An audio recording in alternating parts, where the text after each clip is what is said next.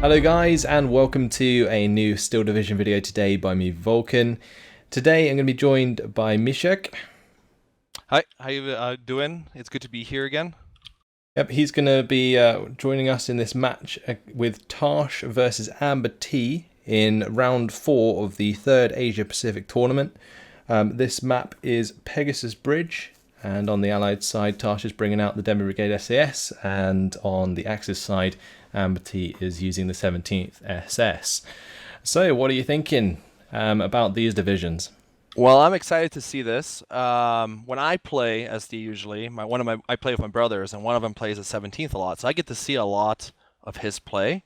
And I'm really interested to seeing how these two SD pros face off, and how AmberT uses this division specifically. Yeah, so there's likely to be, well, hopefully an emphasis on the Nebelwerfers. Often that's what a lot of people relate the 17th SS to.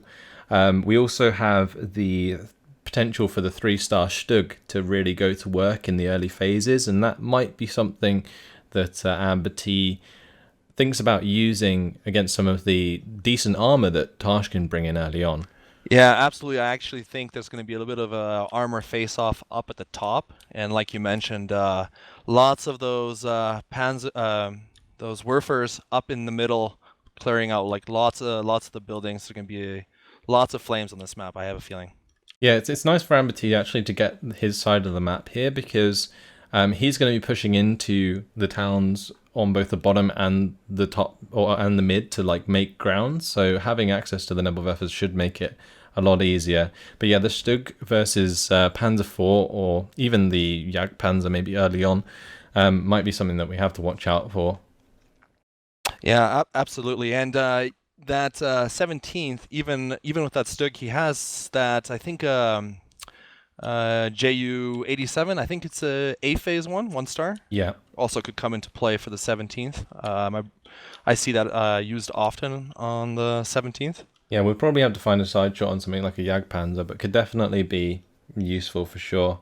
Now, on the side of the Allies with Tarsh, this is, I think, the 3rd time I've seen him bring in the Demi Brigade SAS in this tournament now, and I'm really hoping that this game he actually pushes over the 50-50 with his F5 tractions, because previously he's been very reserved with his placement, and one of the best things about the Demi Brigade is that they have these really fast infantry vehicles that allow them to take ground, usually where you wouldn't see that happening at the start of the game at least. So I really hope Tarsh does that.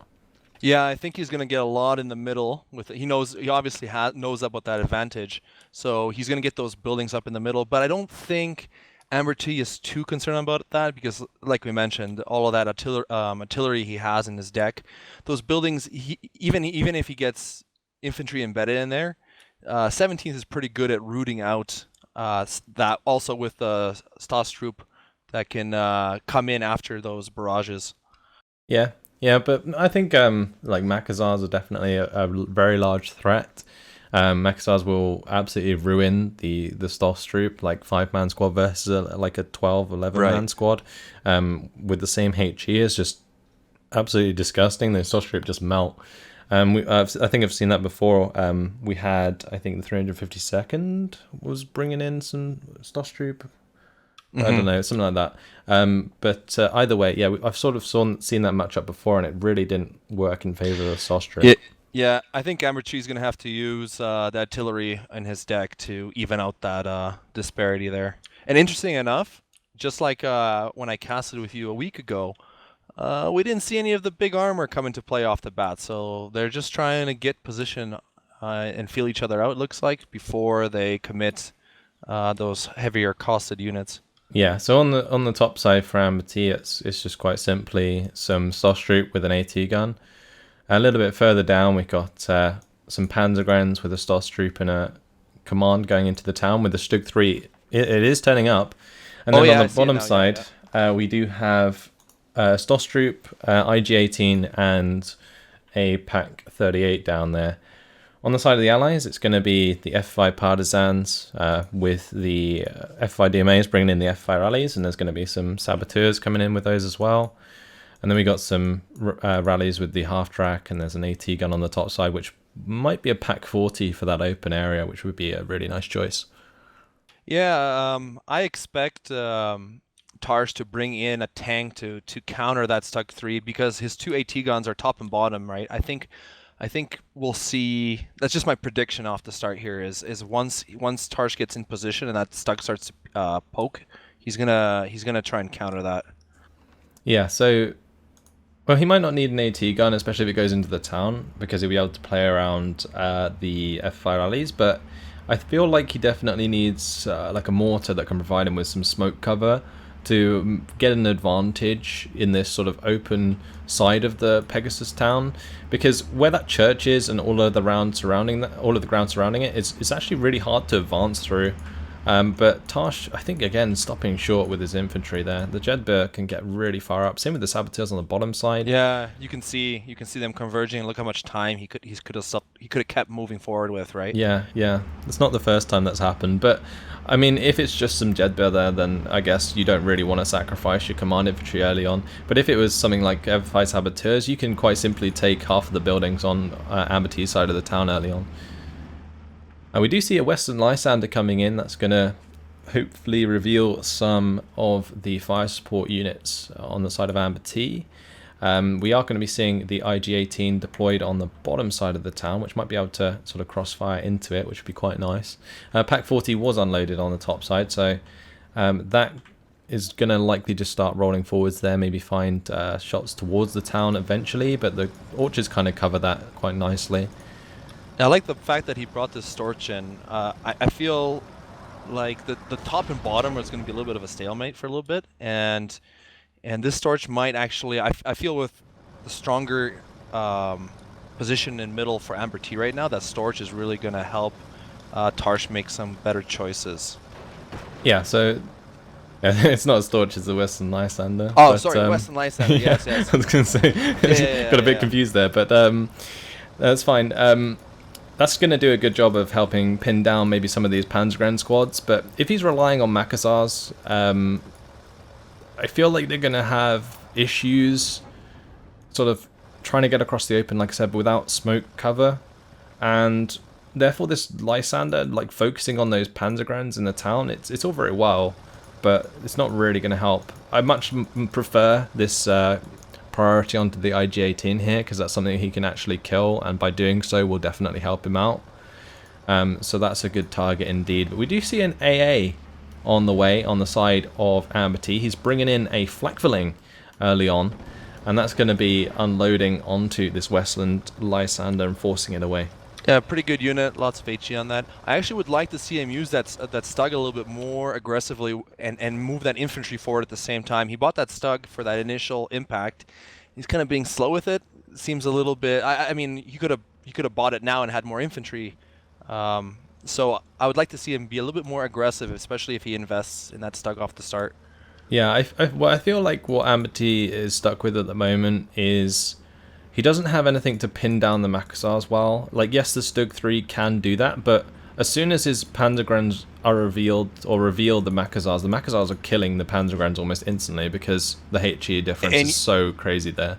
But you don't think he would come out on top with the Stug giving support fire? I actually think he would come in on top of that. I would make that play personally. But the Stug wouldn't be able to fire before the Makassars pinned down and killed the Panzergrens. Yeah, yeah.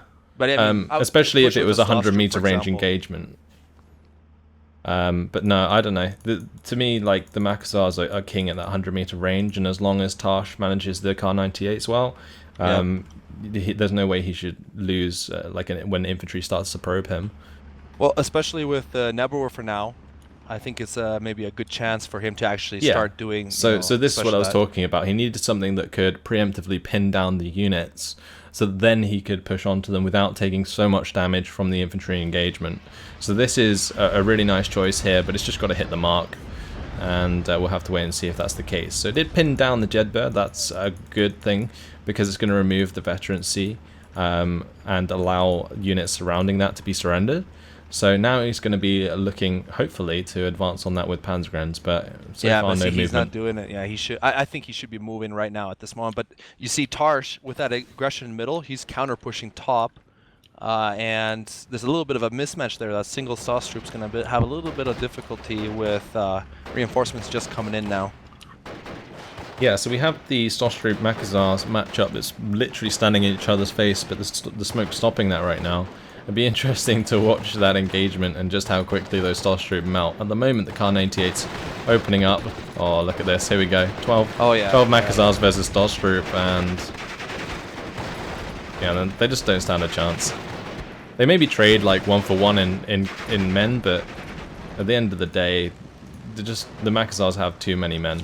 Yeah, absolutely. If that AG, I think if that AG-18 was there just before that engagement, that would have been a little bit closer, but pretty lopsided.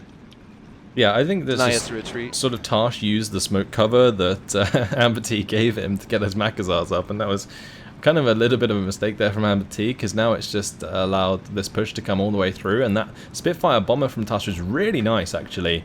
It managed to completely break the back of this defense, and now this Pak-38 is just going to end up surrendering or getting killed by the machine gun at least. Nice combo with the half-track too. That's a great time to push there after the bombing run and killing off the 1st Infantry. So he has a strong position to take out all 3 of these units and dominate the top. Yeah, so these F-5 rallies will soon open up with their MG34s. We'll be able to pin down both the IG-18 and the Panzergrenz. 251 is going to get forced back by the IG-18 for now, but it's not long until this Panzer IV gets involved, and then that just swings things completely in Tarsh's favour. But yeah, we've got to go back to this this mid area where after that Nebelwerfer strike, nothing happened, and maybe it's because he was distracted by what was happening on the top side. That's the only excuse I can give AmberT as to why you would not advance onto that Nebelwerfer strike after you carried it out. But the Panzer IV there going to be taking out the IG-18. Yeah, he's using the Stug a little defensively rather than offensively, which, you know, I guess he has to at this point because he's in danger of getting cracked up top completely. Yeah, he wants to take out this half-track. He wants to have something there that can challenge the Panzer IV. But this Pak-40 is slowly but surely creeping forwards, and that will deny this Stug 3 any position on that top side eventually when it gets close enough. Got a small engagement happening on the bottom side. Looks like F5 Saboteurs just going to run through there and wreck some Stosstroop.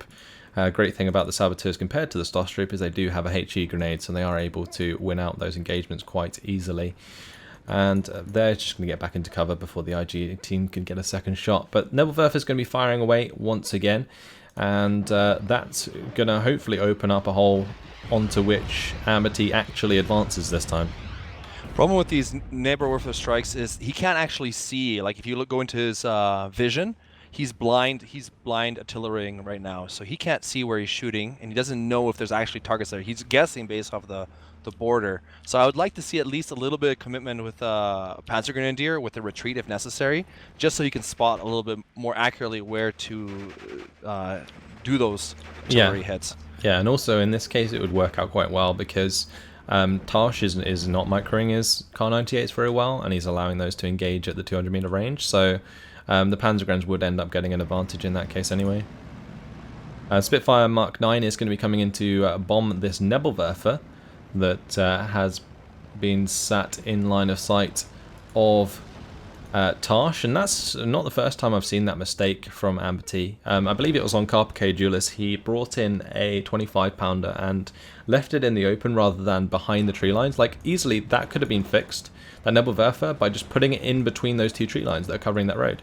Like, there's no way that the recon would spot that, no matter how good the recon is. So just a little mistake there is going to damage that Nebelwerfer. Not kill it, but take it out of commission for a little while. I think in this situation here, if he's able to take that Panzer IV out, maybe by buying that Ju-87 right after, maybe 10 seconds after the tick of income, maybe, you know, Tarsh will buy up some stuff and he can get that Ju out and kill this Panzer IV. This Stug 3 could be pretty dominant up here.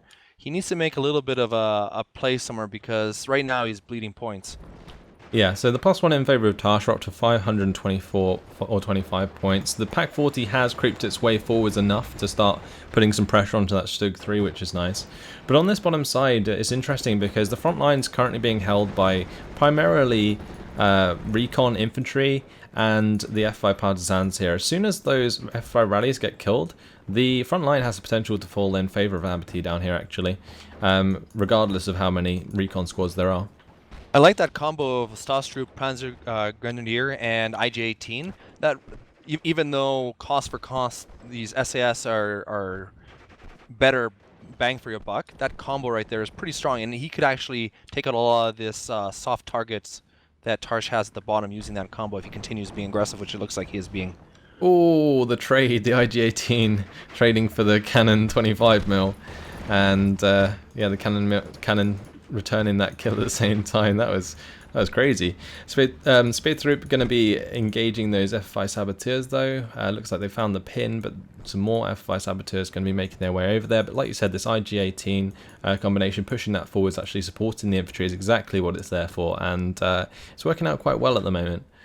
Meanwhile, on this top side, Nebelwerfer strike has come down once again. This time kind of whiffing. It did pin down the Makazars, but other than that, not ideal. 81mm mortars going for the shots onto the Pak 40, but that Pak 40 is creeping into range of the Stug 3 again. That's danger right there. I think I don't think he has the vision on that. Let me just see. Yeah, he doesn't have vision. I think that Stug is in big danger here. Yeah, we have the IG-18 that's going to unload in front of the Panzer IV, but yeah, as soon as that Stug tries to deal with the Panzer IV here, Tarsh has the opportunity to creep that Pak 40 forwards and find a shot. At the moment though, IG-18 did start pinning the Panzer IV slightly. Stug 3 was brought over to engage, but Tarsh going to think better of that, which is nice. Panzer IV tucks tail and runs. Yep. Which is good because I mean that Stug can keep its front there without having to pivot too much. So he that's a bit of a win for him because now the Stug can hold that, right? It puts his Stug in a better position as well because the Pak 40, even if it starts firing at him, he can fall back behind that tree line now, which is a lot better. In the town, one of the Panzer Guns did find themselves pinned down by the half-track coming in from the top side, and this town is, I mean, it's funny because he's put so much emphasis on this Nebelwerfer, but it hasn't really paid off so far, and his infantry has barely moved. And that Nebelwerfer now going to find itself hit by the bomber, Blackvilling not being able to stop that happening. And I was just thinking, maybe the Opel Blitz got killed already, because I swear he was reloading that Nebelwerfer, unless he moved it over to the top side to reload that one instead. Yeah, I didn't catch it either, but I do like that Tarsh is using bombers. That's one thing the 17th can't pull out really good fighters yet, so I think they get the FWs in B phase. Yeah. They can get decent fighters later on. So Tarsh bringing out these bombers are pretty effective right now because he has good control of the air, and the Flapperings, even though they have fast fire rate and high HE, they can't stop the bomb in time. Yeah. So now we see off map coming in. That's 381mm French off map. It's going to be probably focusing on the far side of the middle town, I would assume. It looks like it's heading down that way. So that could definitely hit hard and allow this half track that Tarsh has here with the Makazars to basically run through and surrender everything, which would be rather amusing. On the top side, shooter wounded onto the Stug 3. It looks like the Pak 40 was taking shots, but is now taking mortar fire. Going to get that pinned down. Focke-Wulf 190A8 has come out to clean up the Western Lysander, and like I said, Focke-Wulf's now available. Yeah, it's still a tough situation for AmberT in the north. It's hard to break that combo of that Pak 40 and the Panzer IV. I think his best bet is try to make a push down south here, which it looks like he's trying to do. I think honestly he needs to save like a Nebelwerfer strike for that Pak 40 specifically, because it's a really easy way to take out AT guns is just one Nebelwerfer strike, and honestly it's quite cost efficient to do that. So that would be nice. On this very bottom side, the Citroen Hotchkiss nearly held back the Panzergrens, but it looks like the double MG42 got the better of that unarmored vehicle. So he's going to have to fall back down there. It looks like AMT's slowly clawing back ground. We're going to see some booms though in the middle.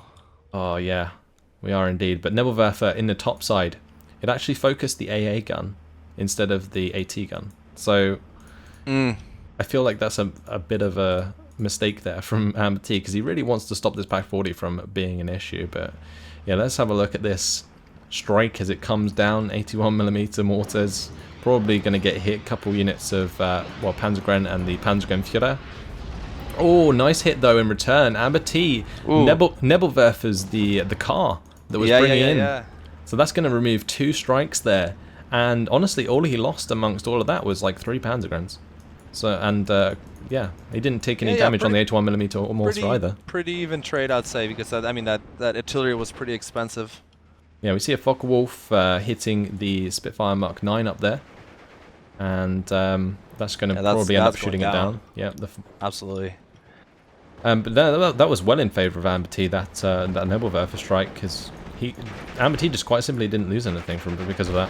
And yeah, but that cost of that, the cost only is coming up now because you see the infantry starting to push. So we'll see if he can break him, because some of these Panzergrens are still suppressed from that earlier bombardment. Yeah, it looks like this Panzergren on the bottom side though, with this. Again, 2 MG42s, more than enough to keep the Makastars at bay. Especially if they're on like an attack move, not covered by smoke. Again, they're just going to stand in the open and start firing the Kar 98s when they only have 2 of them between 12 men, which is rather silly. On the bottom side, SAS Chasseurs-Pilotes just finished up the Stosstroop, and Panzergren's now moving in down there. Looks like previously the other Panzergren squad there was killed off. He has no idea what's in this town, right? And if you, from a neutral perspective, we see it all, but he doesn't know that, right? But I mean, this town's not going to be easy to take for him. I mean, both of the towns in general going into this game were always going to be difficult for AmberT to take, because it's the Demi Brigade SAS, and in Phase A their recon is king, in Phase B their infantry is king. Like these SAS Chasseurs-Pilotes, they have like 17 HE on their main guns, and they also have 2 smoke grenades, and they can pretty much provide their own cover, which is just awesome. Whereas on the side of AmberT, his Panzergrens don't have smoke grenades, and yes, they have MG42s, but if Tarsh was playing this a bit better, he would provide his own smoke in order to allow these troops to make some ground, but in this case definitely not happening, as you can see most of the squads being forced to fall back. I think once again he might try and push here with his Panzer IV support, because I mean he's gonna have to try and get some points here at some point. I mean he can't wait till Phase C, because he's gonna have to deal with some difficult American tanks here. So if I was AmberT, kind of group up in one spot, try and make a concerted push and even this out to 0-0 and try and make a play in Phase C here. Yeah, well, I really feel like that was AmberT's chance there to push aggressively, because you saw the amount of troops that he made fall back was just pretty much the entirety of what Tarsh had in that town. Whereas now he's going to finally move forwards, and they've all recovered. So it just seems like AmberT's playing a bit slow today. Indecisive? Maybe indecisive, but maybe just slow. Nebelwerfer 42 did end up unloading onto the Panzer IV on the top side, which got rid of that, and some of the units up there have been killed off, allowing AmberT to make back some ground. Only 51% territory lead for Tarsh, but on this bottom side, we'll have to see how things go, as 2 Chasseurs-Pilotes are advancing on these Panzergrens. I'm surprised that the smoke's just not coming out. It seems like Tarsh is just completely forgotten about that. Yeah, the only thing saving him here is this IG-18 that's putting down a lot of suppression. Because he could easily, if he knew that the little amount of infantry here, he could really push the bottom side. I mean, Tarsh could push the bottom if he had known. But like I was saying, like these Chasseurs-Pilotes squads have 2 smoke grenades. There's no reason why they shouldn't be used in this location to just make ground onto those Panzergrens and just demolish them at close range with the HE. So that's just a misplay in general from Tarsh. There's no way that IG-18 should even be able to fire, because the smoke should be in its face. Maybe he's just microing the top a little bit harder. Maybe. Yeah, you say that, but he's got like, if you hold shift over the units, you can see him like commanding them about and stuff. Oh yeah, absolutely. Nebelwerfer finally comes down onto the Pak 40, but completely whiffs. Every shot just went all the way around it, which was rather amusing. Drew a little person you can see on the map, head, arms, and legs. Yeah, little smiley face. Or if you look at it upside down, it's a smiley face. Sad face, maybe. Sad face. Nebelwerfer now coming in at the right time is going to smash those Jedburgh Starship have been brought in to reinforce. Just, I really wish he was pushing onto these Nebelwerfer strikes. I really do. It's really frustrating to watch because it's a habit that I know a lot of players have. Like, they use artillery just to kill stuff, when ideally you want to use it to pin down stuff and then push on it. Yeah, you know, in hindsight, it's easy to say, but we even said that in the beginning of the match. It's going to be one of the keys for the 17th. Is the infantry can't send up to the SAS. He has to do that in sequence, right? He has to artillery while pushing with infantry, and he's just not having that smooth sequence of combined arms, I don't think, to let him get that advantage. Yeah, it's fortunate this IG-18 is carrying him so hard on this bottom side, but the SAS Jeep, they're going to get involved. That will do a lot of damage very quickly. Yeah. Unless the IG-18 gets the shot when it's invisible. Nice hit. There's no recon here, which is really odd, considering it's the FFI again. No recon accompanying any of these infantry squads, so the IG-18, it's just king in that location, because it has a bit more stealth than normal AT guns, so it can keep itself hidden when it comes under fire. So it'll get pinned down, like in this case, for example, and then it will go invisible, and it will recover, and then it will start firing again. And yeah, with the Fury, it can attack so much quicker too, so it's paying itself off really well. Yeah, indeed. Gotta love those IG-18s sometimes. I used to absolutely adore them, but I mean, I kind of fell out of favor since people started using artillery more. Artillery, right. In group play especially, a lot of artillery, a lot of allied players like to bring in their sextons, right? And then IG-18s are a little rough sometimes. Yeah, they just bring them in and they die, like, pretty much instantly. I like this choice of the B1 here on the side of Tarsh in the main town in the center. That's doing a really great job of like trying to pin down some of this infantry, and the IG-18 there in the open. It's done quite a lot of damage so far. Yeah, I know you're a fan of that. You have a VOD from a couple days ago where you're playing a town using these B1s. Yep, indeed. The 716th is king. Everybody knows it. On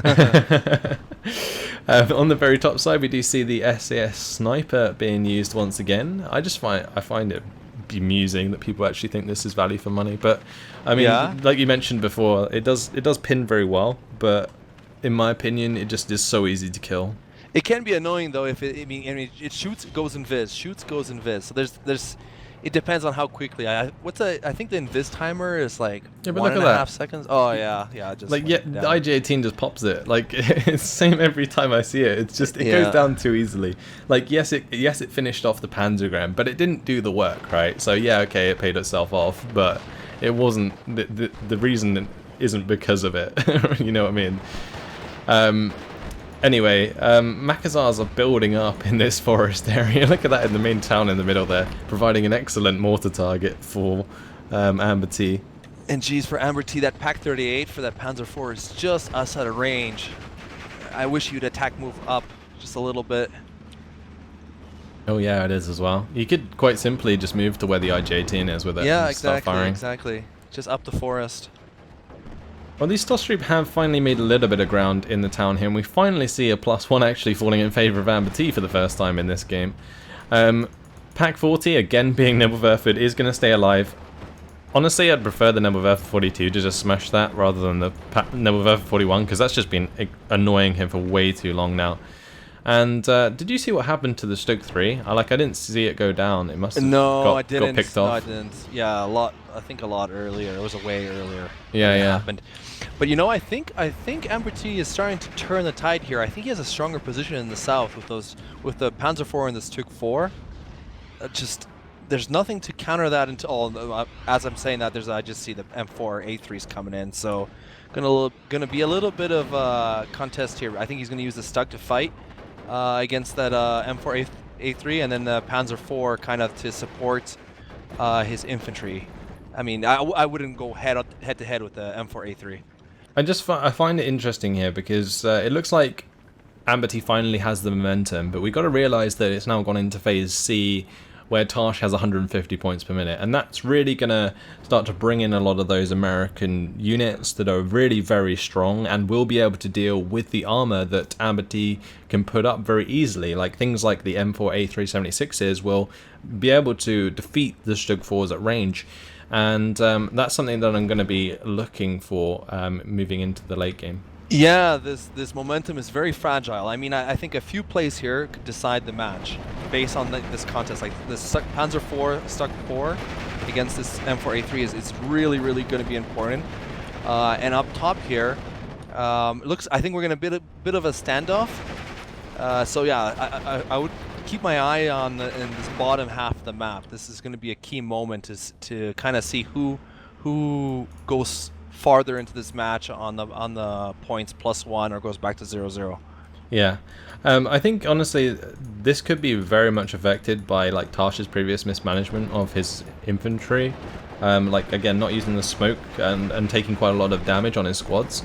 Will definitely hurt when he's coming into these engagements with the Panzergrenadiers here. So for example, the Chasseur Powder at the very bottom, because there's only 2 men left, it's going to make it difficult even against these Panzergrenadiers at close range.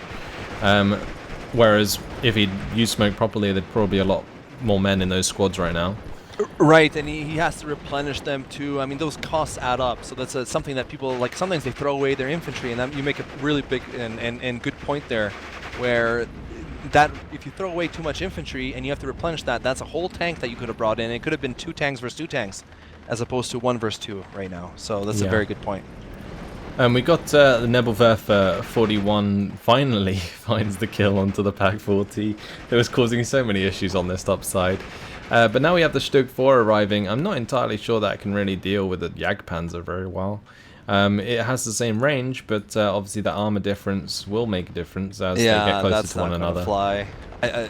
Tarsh has a stronghold here up top. He has that M4A3 also, and he has the M7. Like, this is going to be, at best, I would, as AmberT, I wouldn't contest that at this point. I'm just trying to hold my best and make these plays in the bottom and try and get distance, right?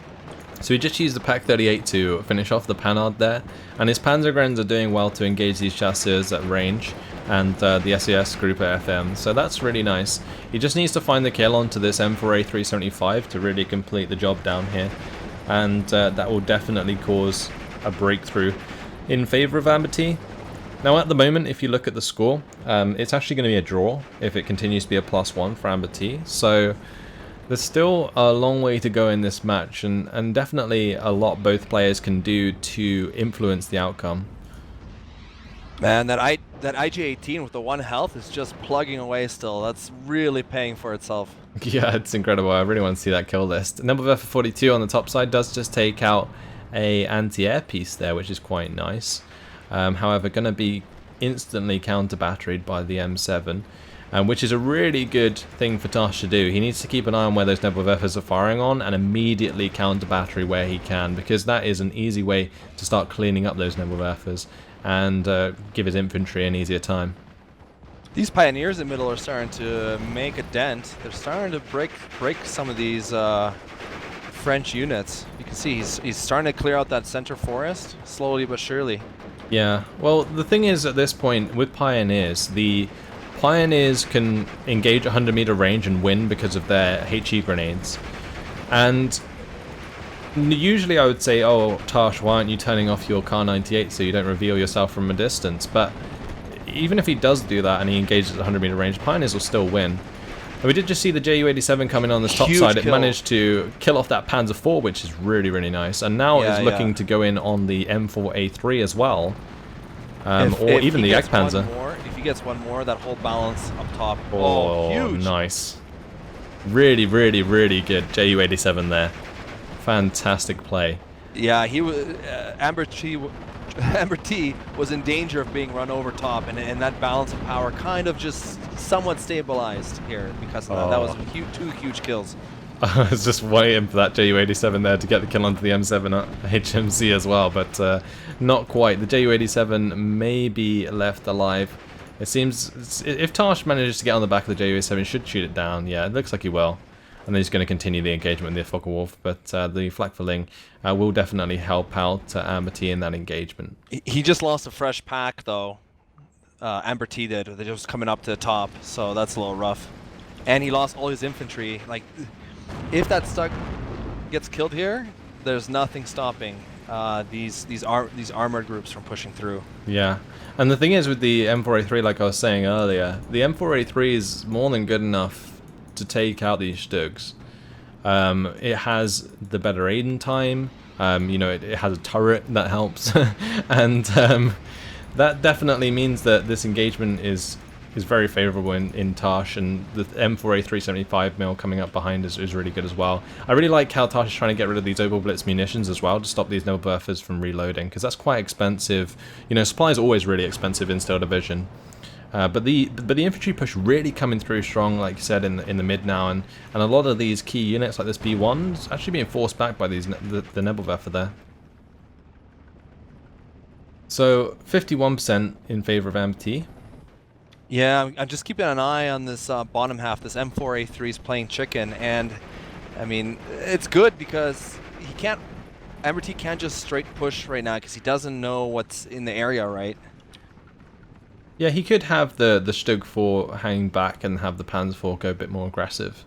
Because then as soon as their M4A3 reveals itself around that single tree, it should be in line of sight of the Stug 4. So that would still be a double whammy either way. But slowly but surely, infantry is being surrendered up here. Tarsh is actually coming in with the M3 half-track, going to be finding and surrendering little units here and there, which is interesting. 232 has come up to help out now. Yeah, I like the fact that he brought this in. This is going to really help out his pioneers and give really good fire support for this middle. Right, Stug 4 went down on the top side, and that's just completely opened the door for Tarsh now. Look at that. He's taken out both of those Nebelwerfers. He took out the last supply vehicle. He just cleaned house up here. And that poor Stug just couldn't do anything. There's now 2 units of Stosstroop holding the front line forwards and really hoping that they don't get spotted anytime soon, because that could get ugly in the face of that many machine guns. Yeah, look at the names of those Stosstroop. I think they're brothers. Quite possibly, yeah. Is that funny? That's funny. Junker, so little bit of a panic situation right now up top. So he brought in the Pak 43. Now that's a big gun to hold this armor push.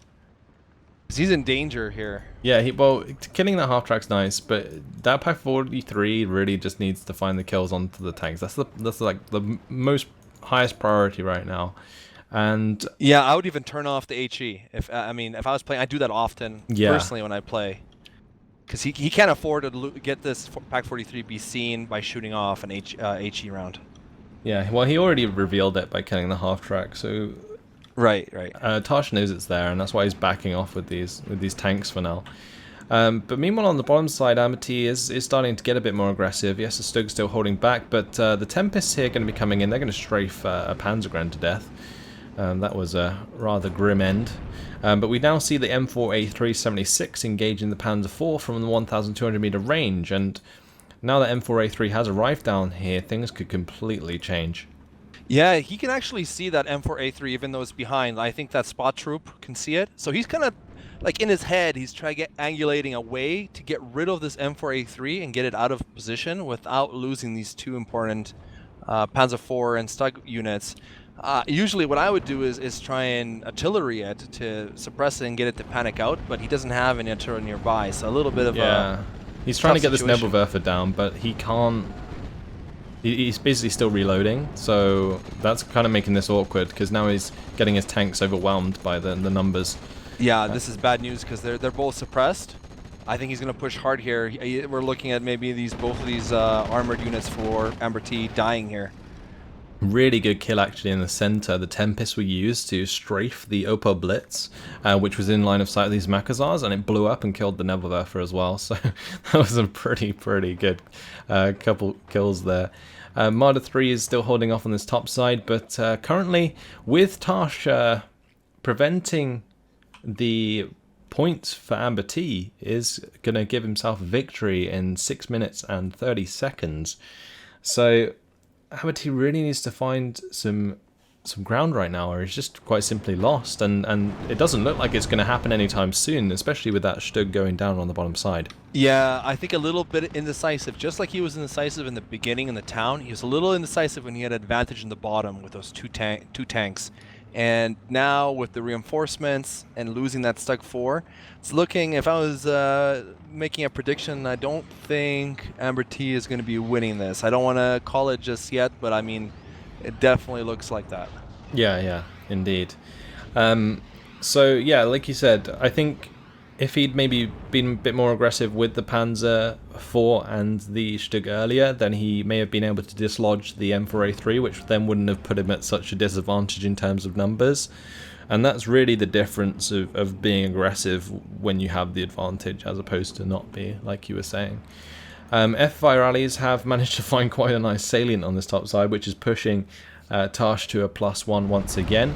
Infantry on this top side, so it looks like Tarsh did lose his infantry squad, but the Stosh troop traded for that. Marder 3 is going to try and close off this land there. But Pioneers are pushing quite hard through this town, and I mean, it's interesting because AmberT has got a lot of infantry into very nice locations throughout this town, but slowly but surely they're being picked off, and that's just removing that little bit extra territory that he has. And even at a +1 now, AmberT's not even drawing, he's just going to straight up lose. So he needs to find a +2, and that's even harder to ask. You ever seen what's that movie? Oh my God, the World War II movie with Tom Hanks. Holy smokes, I can't believe I forgot it Saving right Private now. Ryan? Yes, you know when the bell tower, when the Germans are just attacking the town desperately?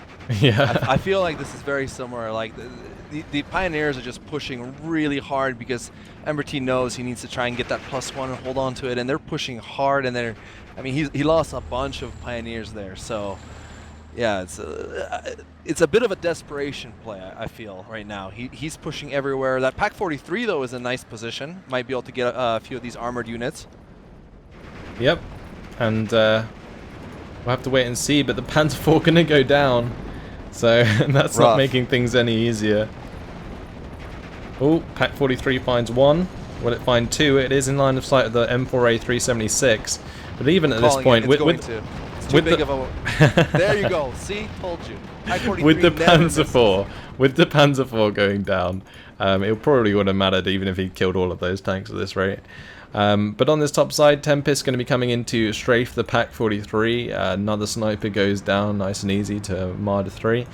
And these tanks on the top side here are really well placed out of Tarsh. I like where they are, because they can just ambush these Marder 3s exactly like we saw there. The 50 cal got the kill. Nice. That was crazy. Okay, so yeah, things just really falling apart right now. There is another AT gun coming in on this bottom side, but with 3 minutes left on the clock, it's gonna be I don't know what we really need to see happen at this point. It's over. There's no way. Yeah, there's no way.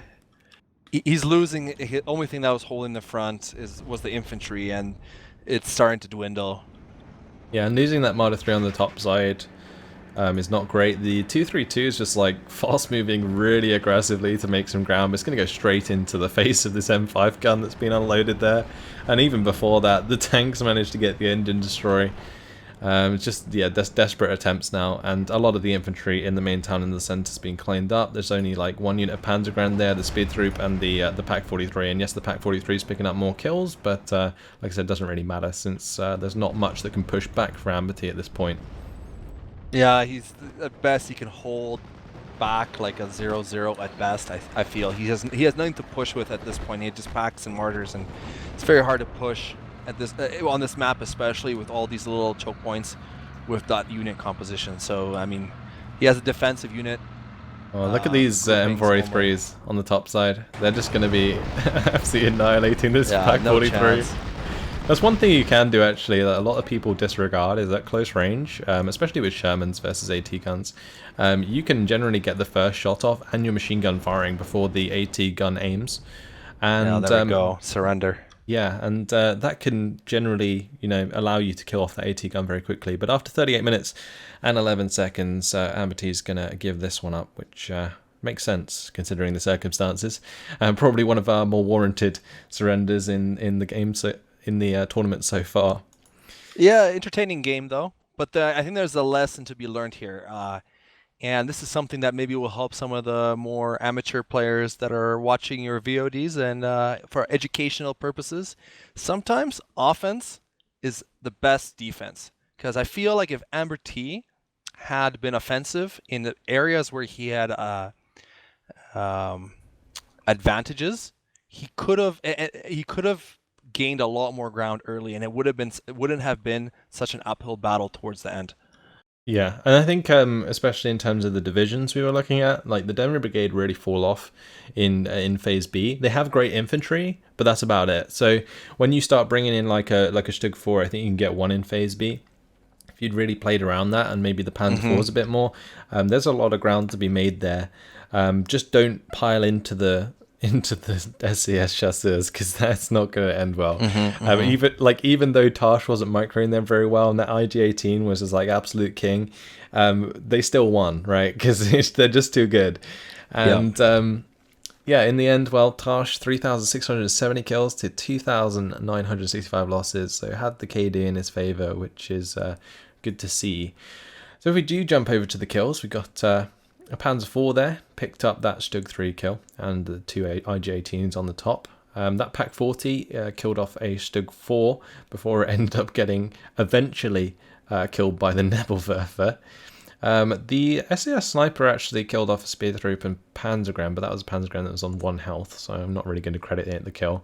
M4A3s, though, these things in the late game are just so damn good against the 17th SS. Like, you can see how much stuff that killed. Oh yeah, my. absolutely. That completely blunted that momentum that you talked about when AmberT got a little bit of momentum in B phase.